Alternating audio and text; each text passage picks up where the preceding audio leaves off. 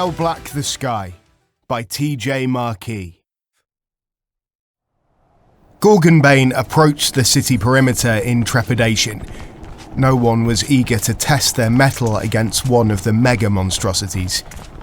But Cash's enhanced giants were nowhere to be found. Pierce supposed they had crawled back to whatever pit they'd risen from. All along the rubble of the ramparts lay the cavities they had left behind, dark and gaping. But each did have a bottom. There seemed no plausible way the monstrosities could have burrowed up from the Underlands. He still didn't know where the monstrosities came from in the first place, but he figured Cash wouldn't want to risk losing the most powerful siege machines Overland had ever seen. Pierce imagined the things were few in number, either slow to reproduce or hard to create. All across the city, dust-covered people were wailing and sobbing, crying out to loved ones as they searched the rubble for survivors. 2.5 squads of the garrison troops had been spared, those that had been slated for execution when the bone bomb went off. These had fallen into a loose formation behind Gorgonbane, most of them walking along in a daze. None of the city's officers had survived. Many people who either had no one to search for or who had simply forsaken hope trudged away from the ruins of Grundel and into the hills beyond. Word would spread of the attack and all of Overland would wait in fearful anticipation of the next incursion. At the least, people would know what kind of attack to expect, even if they might not have a clue how to defend against it. Pierce certainly couldn't think of anything, but if this went unchecked, all of Overland's major cities would be overthrown in short order. Gorgonbane and its recruited infantry returned to the city centre, resting in formation within view of Testadel. The mighty fortress revealed nothing of its internal workings, but it certainly seemed as if there would be no further moves made this day. It was dangerous to stay near, but Axborn wanted to get a grip on the situation before having everyone move out. He wouldn't just lead the little army in some random direction. "I want to watch the place for a bit," he said to the others. "See if it betrays anything useful. I know we'll get precious little sleep if we stay the night here, but if they make a move, I want to see it." Everyone agreed, and they all hunkered down for a long vigil. Pierce found himself wanting to talk about what had happened, but everyone else seemed morose, or at least withdrawn. He supposed it had been a long time since Gorgonbane had suffered defeat. It might be hard for even these legends to process such a loss, despite their long years of experience. He fell asleep, unintentionally slumped against the stump of a wall, and was wakened by a hoarse whisper. "Hey, kid," said the voice. Axborn? Agrathor? A hand touched him. A big, hard hand. Pierce forced his eyes open. It was a deep night and the silver moon was obscured by the remnants of a pottery shop's facade. The person touching him was merely a shadow in the darkness. Less than even a shadow, almost like a hole. "Kid, it's me!" the voice came again. "I snuck out of Testadel!" Sev? Pierce croaked. "Yeah, it's me!" Sev said. "Why can't I see you?" Pierce asked. "Another special colour," Sev said proudly. "I call it double black, darker than black." Pierce straightened up a bit, rubbing his eyes. "Can you, take it off?" "Yeah, I used it on an aura bracelet. I just didn't want anyone in your group to try and kill me, see?" Of course, Pierce realised. If anyone saw a lone forgemaster approaching the camp, he would be dead before he could say a single word. "So, can you get me in?" said Sev. He sounded nervous. Get you into what? Pierce shook his head.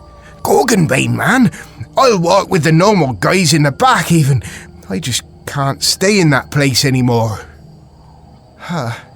Well, I can ask, I guess. I'm not really even technically in it myself, yet. Here, go hide in the rubble and don't move until I come back or call you. I doubt Axborn will like being woken up, but I'd hate for someone to find you when the sun comes up. Sev moved away into some ruins, surprisingly silent for such a big person. Pierce needn't have feared waking the leader of Gorgonbane. Axborn was already up, stoically watching the still silent Testadel. Hey, sir, Pierce said, coming up beside Axborn. What you doing up, kid? I've got the watch, no worries. I actually was asleep, but... You hear something? See something? Axborn asked. We have a defector, sir, Pierce said. Someone I know from my time in Testadel. Axborn's eyes were bright in the dark. That forge master that had pity on you, he said. Yes, sir. 77. I call him Sev, said Pierce. Axborn was quiet a moment. All right, he said. Where is he? I'll go get him, sir, Pierce said. He began to move away, then stopped, looking back over his shoulder. You won't execute him, will you?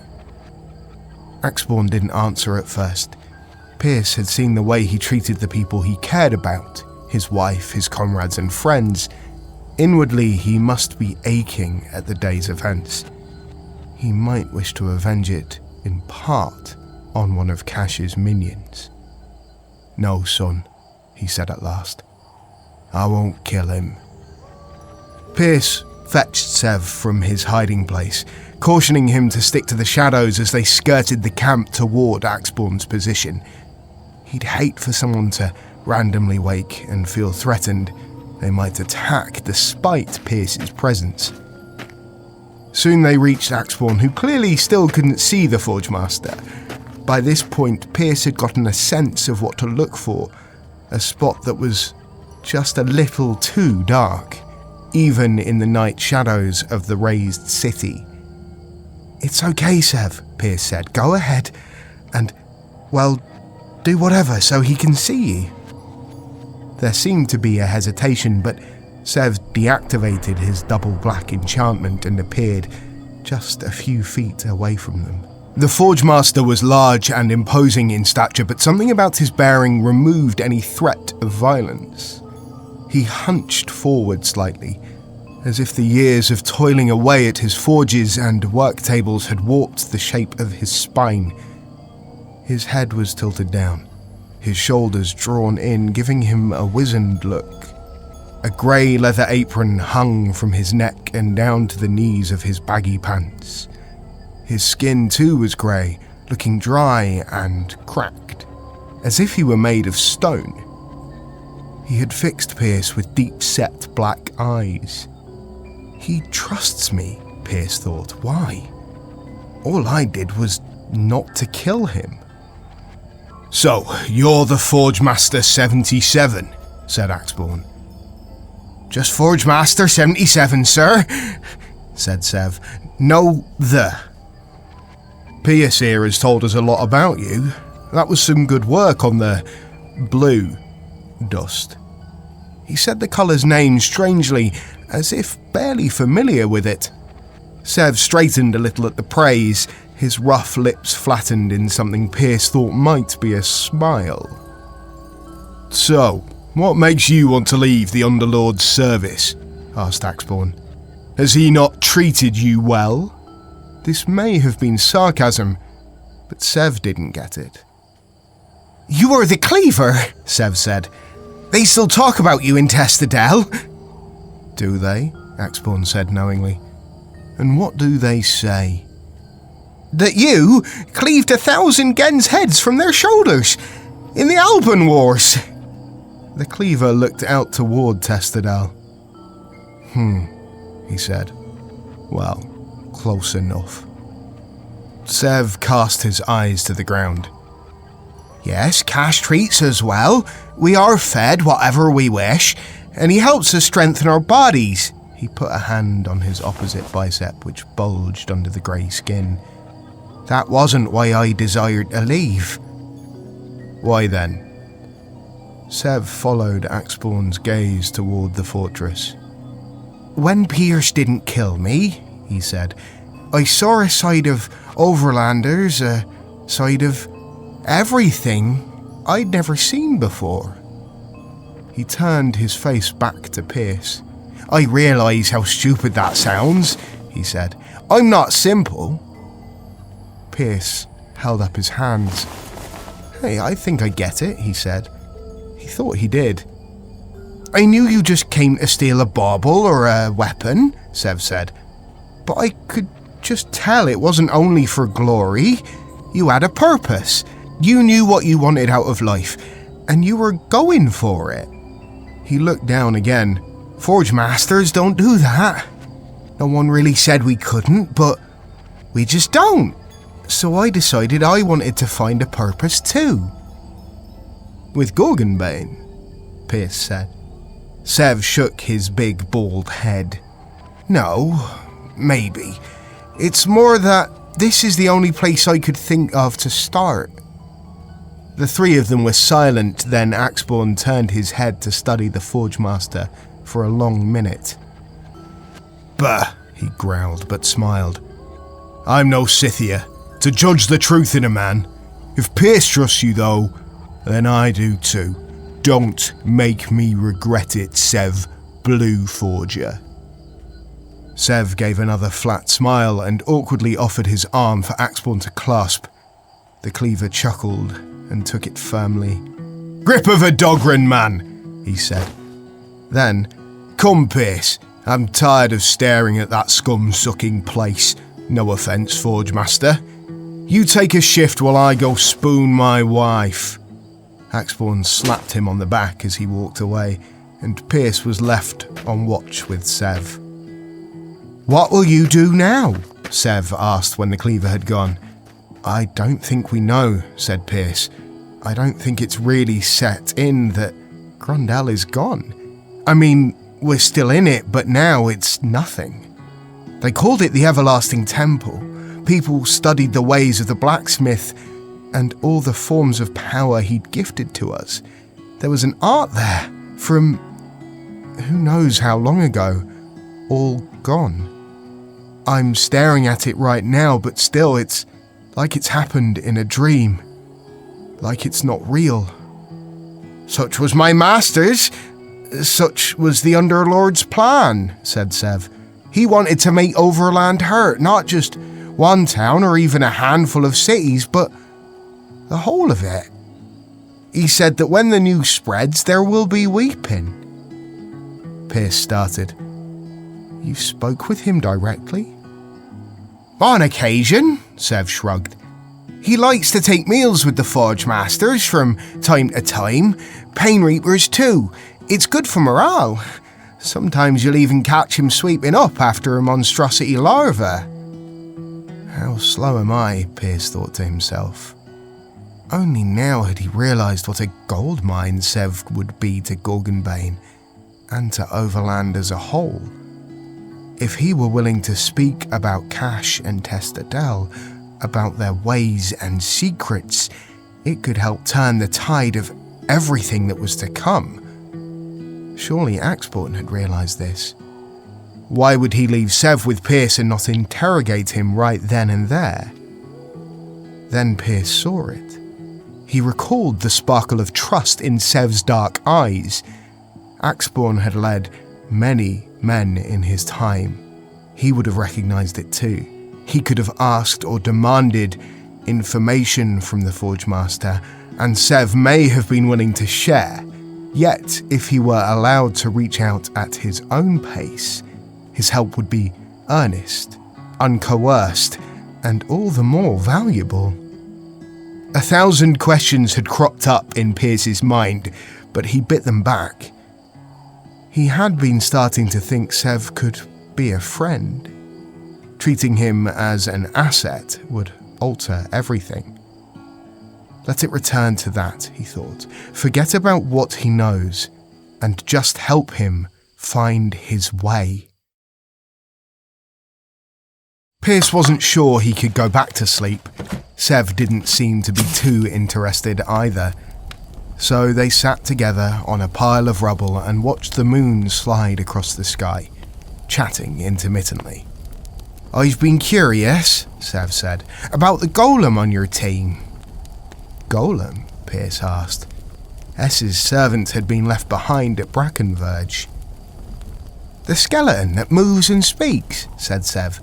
"Do you know how they forged it? Cash had asked for such things many times, but it was a secret none of us had been able to crack open." "Agrathor?" Pierce asked. He chuckled. "He's not a golem, he's a man. That's his real skeleton." Sev looked surprised. "I was surprised too," said Pierce. "I thought he was a monster at first. I was ready to melt his bones." "I am sure he appreciated your restraint."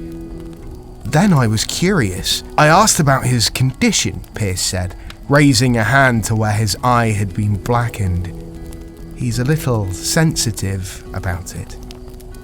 "As anyone would be." "I guess so. Anyway, he told me how it happened. I guess he won't mind if I tell you.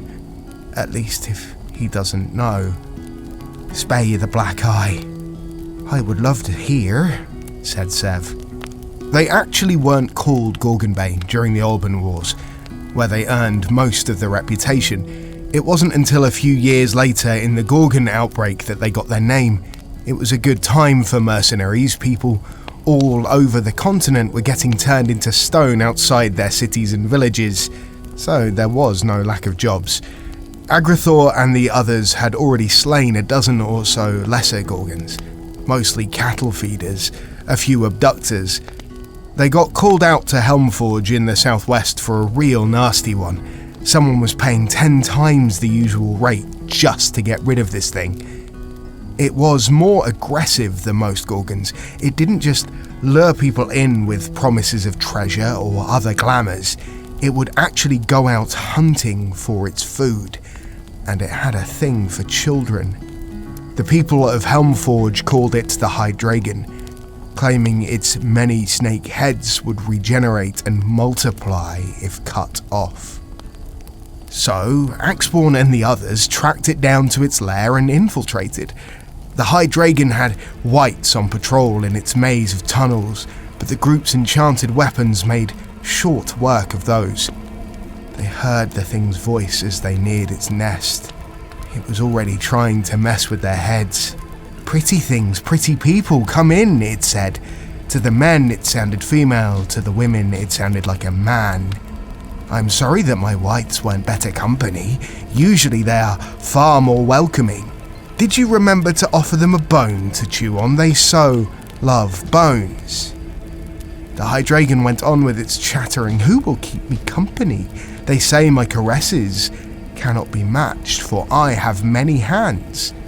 The monster's lair was a high cavern, columns, archways, and alcoves, revealing that it had once been a structure, probably a temple.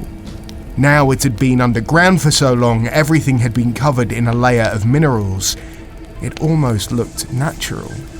"We won't fall for your attempt at lovely words," Agrathor growled at it. "And you're only revealing your position." The thing laughed in the darkness.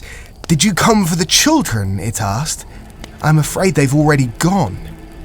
The group fanned out, keeping to cover as much as possible. If any one of the thing's heads revealed itself, they'd be turned to stone in an instant, so they all closed their eyes. S knew a spell that would reveal the Hydragon's body heat in the audible spectrum, and she activated it. Everyone was taken aback to hear the hiss of the monster's presence coming from nearly every direction. It must have sensed the spell's activation. It cried and began to lash out with its many heads. The group had been up to this for months, though, and had lots of practice fighting blind. Only with the Hydragon, every head they lopped off was replaced by 2 more. The only respite was the brief retreat of each snake-like appendage as it generated new heads. The thing laughed, thinking them foolish. The group knew they needed a better plan. Scythia gained them some time by throwing a gem bomb towards the far end of the room. She got lucky. When it detonated, the Hydragon screeched and its heads retreated. "We're going to have to hit the body," Agrithor said. "We can't just keep lopping off heads. It's going to have to be the heart. But how would they get in that close?" "Bum rush," Axborn said. "We form up in a wedge and cut through. We'll just have to commit to it, since we'll probably be doubling its number of heads as we defend ourselves." "All right," Agrithor said. "You be the wings, I'll take point. I can stop its heart with lightning." The others asked if he was sure. "It's the best plan we have," he said. So they formed up and charged. Human heads on snake bodies lashed at them from every direction, and the sound of slicing and thumps of severed parts filled the air. Finally, they were close enough, but Agrithor had to open his eyes to be certain of his aim. One of the Hydragon's heads was waiting. It captured his gaze, and he felt himself beginning to turn to stone from the feet up. He'd been a handsome man, built like a slender tree with a shock of bright yellow hair. All the ladies swooned over. "Take cover," he cried to the others. "It got me, but I think I can get close enough." Agrithor told me how he saw the final moments before darkness closed in. 1,000 Gorgon heads were focused on him, bringing their senseless hate to bear on him. The feeling of petrification was like having his body parts sawn off by a lumberjack in 1-inch slices, each portion of flesh being ripped from the last. Trying to move was just as terrifyingly impossible as a nightmare of paralysis. He knew he should be able to, and he wanted to move, but he simply couldn't. His skin turned to stone first, then his muscles, and he felt his blood slow as his heart turned. His eyes went next, and he could still feel a sensation like intoxicating poison, as if all the fluid in his body had been replaced by strong mead. He had one last thought for his friends, and everything went black. The others were in a panic. One Gorgon they could kill, but this Hydragon had just taken the best of them. If Agrithor's wild power wasn't enough, what could be? As they racked their brains, keeping their eyes tightly shut, they began to hear a cracking sound. Agrithor told me that the black felt endless, until it ended. He saw one green flame dancing in the darkness and reached with invisible hands to take hold of it. His anger at being petrified grew, and the green flame grew with it. He felt the lightning gathering in his bones, felt the vibration of the Hydragon's movement, the distant thumps of his comrades' hearts. A voice spoke to him from out of the darkness. "It's not yet time, child. Break free. Do not give up." So Agrithor let his power surge and felt the stone that had been his body begin to crack. With a burst of lightning greater than any he'd ever released, he destroyed the stone shell imprisoning him. Reborn. Stone flew in all directions, and the light of his power illuminated the cavern. A shockwave knocked his friends off their feet, sent Gorgon heads flying backward, brought stalactites raining down from overhead. He was mere feet from the Hydragon's body, some arcane cross between a human's and a snake's. He skewered it through the chest with his spear and began to feed lightning into its heart. The monster screamed and flailed, but Agrithor's body was protected by an aura of electricity. It couldn't make contact. Even if it could, there was nothing left to bite or turn to stone. Agrithor channeled all his rage into one mighty pulse of lightning, and the Hydragon's black heart burst right through its chest, its many foul appendages falling to the floor, twitching with receding life. Agrithor felt at himself, looked at his hands, arms, legs. He had not one scrap of flesh left, only bones. He fell to his knees and wept dryly.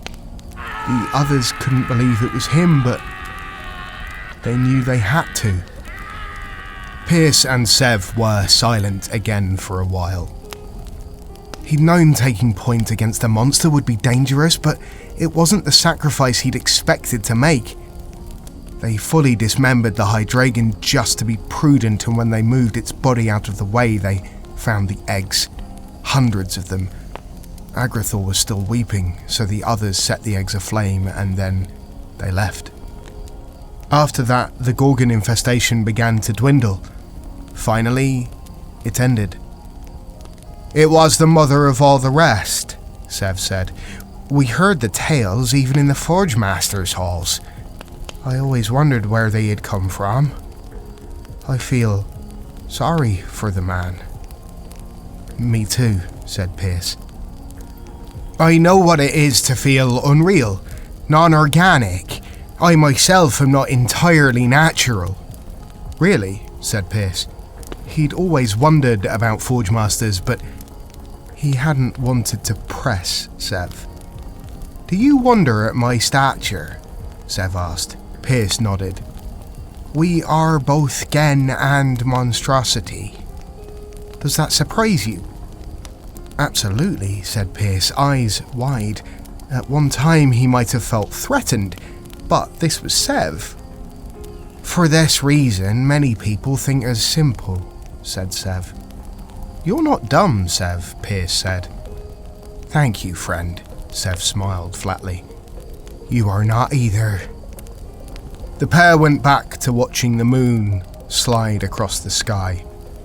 Not a sound pierced the dark of night over the ruined city. "And thank you for the tale," Sev said. Morning came, and the red sun rose. Pierce could see its tendrils flicking about on either side of a ruined building across the street as if it were trying to climb the wreckage. Nothing had changed at the fortress. It was still shut tight.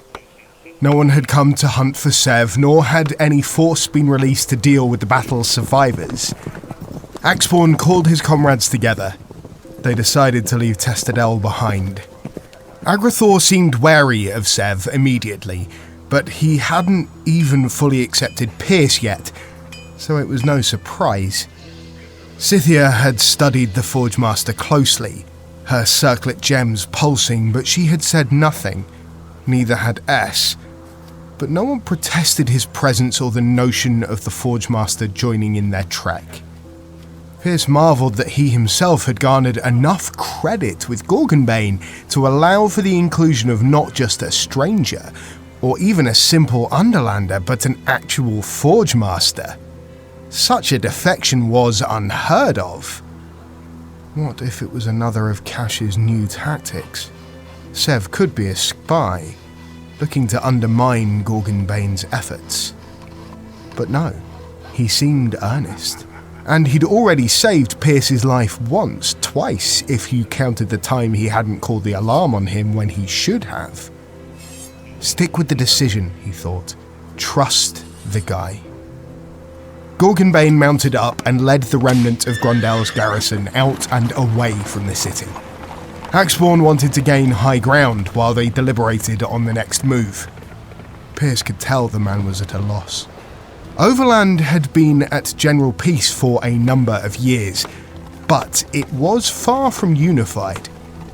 Even if there had been some warning regarding the invasion from below, it was unlikely the nations of Overland would have come together in time to resist. Axborn must know this. As news spread of Grondel's destruction, villages would empty of people seeking refuge.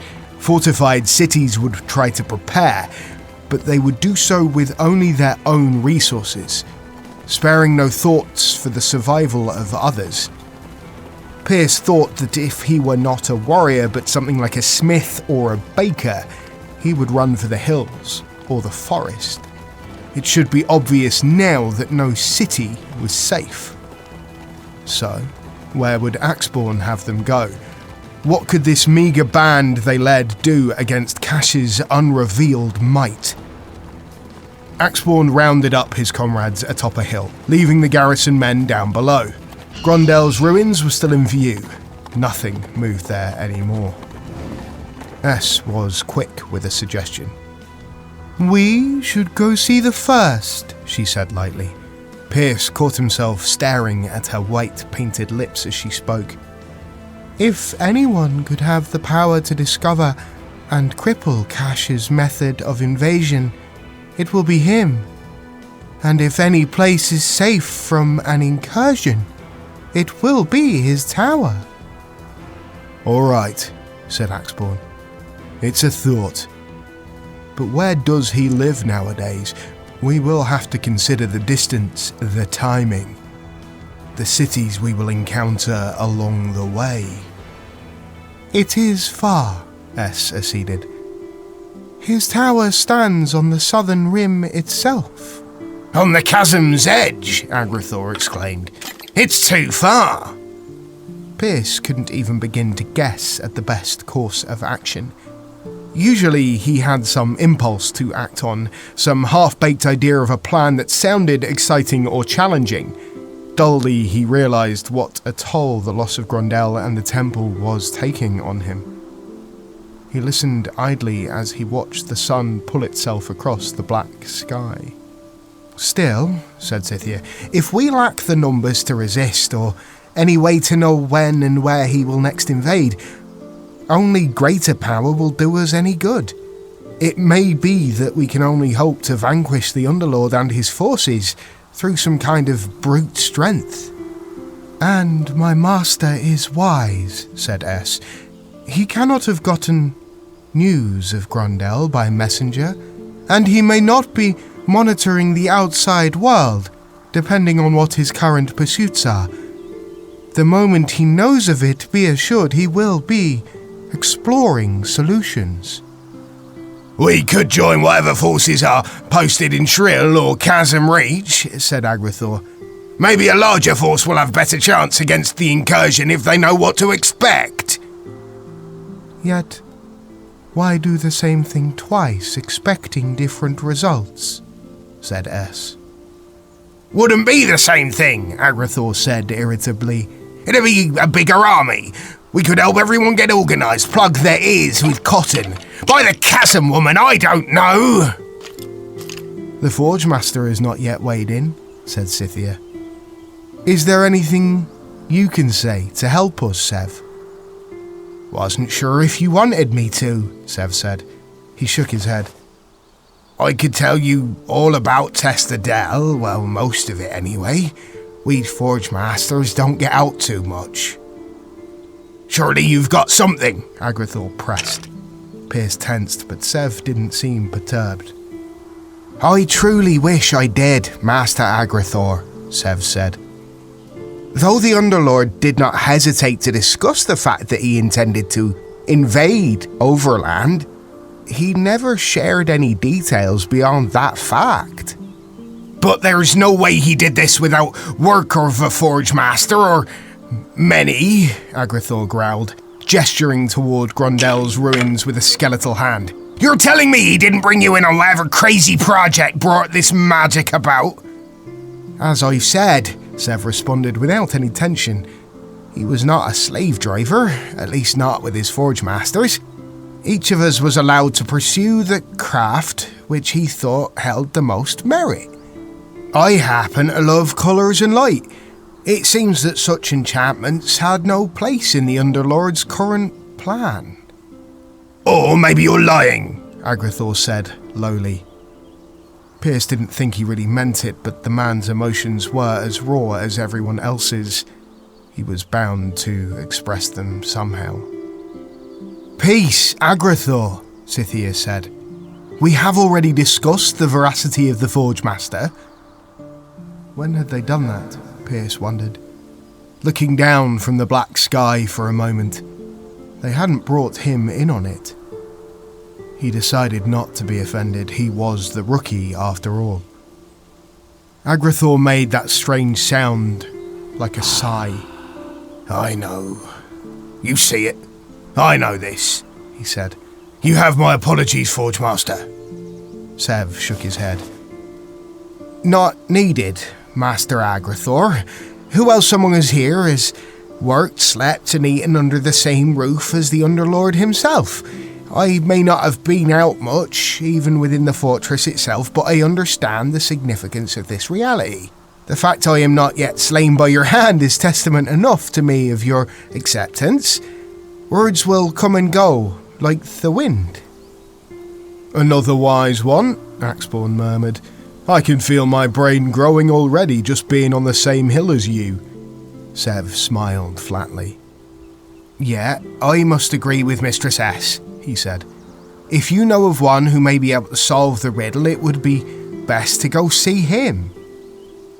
Well, if we're voting, the outcome is clear, said Axborn.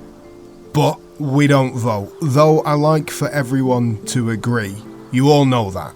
S, Scythia and Agrithor nodded. To me, the course is clear.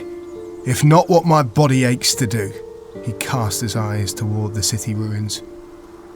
We should go and see F. Must you? Asked S, but she didn't really seem annoyed. Axborn shrugged. It doesn't have the same ring as S, I admit, but I feel stupid calling him the first every muck-ridden time. So, Agrithor, are you in? Or must we deliberate further? Agrithor had fallen quickly into the habit of bringing a hand to the side where he'd sacrificed a rib. He did it now. You know I'll go, old man, he said. Axborn grinned. Easy for you to mock me, Bone Man, Axborn said. You don't wrinkle or go silver. It's southward then, said S. Do we take the men? Everyone glanced down the hill where the garrison soldiers were milling about the little camp. Can't see them doing any earthly good, said Agrithor. But we can't just leave them behind, possibly to die, said Scythia. I'd say there's safety in numbers, said S. But it is true we would just be protecting them. And we would travel faster alone, than being unmounted, said Axborn. I too have no steed, said Sev. Pierce looked down again from the black sky. You could take Gash, Sev. I'll run. This kid, Agrithor mumbled, but did not challenge Pierce's insinuation that he could run the whole way. Doesn't matter, said Axborn. I say we would be faster, but I know none of us would leave them behind. We'll scour the area for runaway mounts. There's bound to be dozens. If we are to protect these common soldiers, then protect them we shall. And who knows, another great hero may just emerge from nowhere, as this ridiculous kid's done. Me, said Pierce, glancing back up to the sky. That blood-red sun on its black canvas. He should be used to it. But something about it had always seemed off, even since his childhood. Grandma's stories came to mind, and it clicked. The way the monstrosities had reacted to the light of his sword, the way the werewolves had hated it, would it have made the Gen uncomfortable too? It was said that the Underlanders hated Overland, that it was in fact poisonous to them. But that was clearly no longer true. Had it really been at one point? Every legend reflected some kind of truth. S, Pierce said.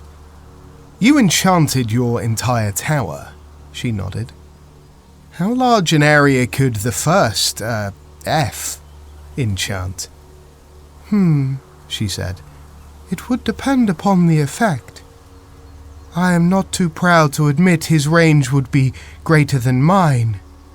What do you have in mind?